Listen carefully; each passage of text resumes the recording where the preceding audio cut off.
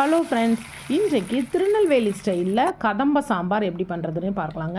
இது இந்த சாம்பார் எல்லா வெஜிடபிளும் போட்டு நம்ம குக்கரில் ஒரு விசில் விட்டோன்னா போதும், சாம்பார் சூப்பராக ரெடி ஆயிருங்க.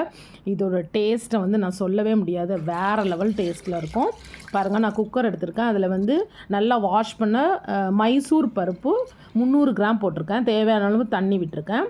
அப்புறம் ஒரு அரை டீஸ்பூன் நீங்கள் துவரம்பருப்பும் போட்டுக்கலாம். அரை டீஸ்பூன் சீரகம் போட்டுட்டு கொஞ்சமாக மஞ்சள் பொடி போட்டிருக்கேன். 2 பச்சை மிளகாய் போட்டிருக்கேன்.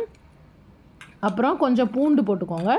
அப்புறம் கருவேப்பிலை. நீங்கள் சின்ன வெங்காயம் யூஸ் பண்ணிக்கலாம். நான் பெரிய வெங்காயம் ஒரே ஒரு வெங்காயம் சின்னதாக கட் பண்ணி போட்டிருக்கேன். அப்புறம் 3 தக்காளி சின்னதாக கட் பண்ணி போட்டிருக்கிறேன். அப்புறம் காய்கறிகள் பாருங்கள், இந்த மாதிரி மிக்ஸ்டு வெஜிடபிள்.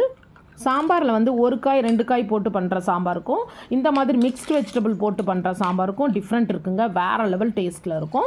அப்புறம் ரொம்பவே ஆரோக்கியமானது. அப்புறம் ஒரு 500 ml மட்டும் தண்ணி ஆட் பண்ணியிருக்கிறேன். அப்புறம் ஒரு சின்ன பாத்திரத்தில் 1 டேபிள் ஸ்பூன் அளவுக்கு வத்தல் பொடி, அதாவது சில்லி பவுடர், அப்புறம் 1.5 டேபிள் ஸ்பூன் அளவுக்கு ஹோம்மேட் சாம்பார் மசாலா நான் தயாரித்தது. இதெல்லாம் மிக்ஸ் பண்ணி நம்ம இதெல்லாம் ஊற்றிட வேண்டியதான். இப்போ இதை நல்லா மிக்ஸ் பண்ணி விட்டுடலாம். மிக்ஸ் பண்ணிவிட்டு தேவையான அளவு உப்பு போட்டிருக்கேன். ஒரு அரை டேபிள் ஸ்பூன் அளவு. தேவைன்னா நம்ம மீதி அப்புறமா போட்டுக்கலாம். அப்புறம் 1 டேபிள் ஸ்பூன் ஆயில் விட்டுக்கோங்க. விட்டுட்டு குக்கரை மூடிட்டு ஒரே ஒரு விசில் மட்டும் வச்சு எடுத்துக்கோங்க. ஸ்லோ ஃபயரில் ஒரு விசில் வச்சு எடுத்துக்கோங்க. அதுக்கு மேலே விசில் வைக்காதீங்க. வச்சிங்கன்னா உங்கள் வெஜிடபிள் எல்லாமே ரொம்ப சாஃப்டாக வெந்துடும். மோஸ்ட்லி இந்த முருங்கைக்காலாம் அப்படியே பீஸ் ஆயிரும்.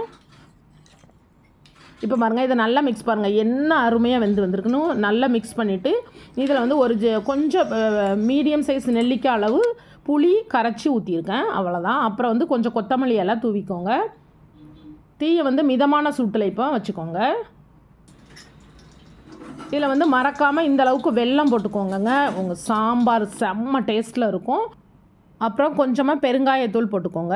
பெருங்காயத்தூள் நீங்கள் தாளிக்கும் போதும் போடலாம், லாஸ்ட்டில் இந்த மாதிரியும் போட்டுக்கலாம். போட்டு லைட்டாக மிக்ஸ் பண்ணி விட்டுட்டு பாருங்கள், நான் ஆயிலில் கடுகு, சீரகம், கொஞ்சம் வெந்தயம், வத்தல், அதாவது காஞ்ச மிளகா, அப்புறம் வெங்காயம் போட்டு நல்லா கருவேப்பிலையும் போட்டுக்கோங்க. இப்போ நான் கொஞ்சம் உப்பு போட்டேன். இதெல்லாம் போட்டு தாளித்து அந்த வெங்காயம் நல்லா ப்ரௌன் ஆயிடணும். தாளித்து கொட்டினீங்கன்னா வீடே மணக்குங்க.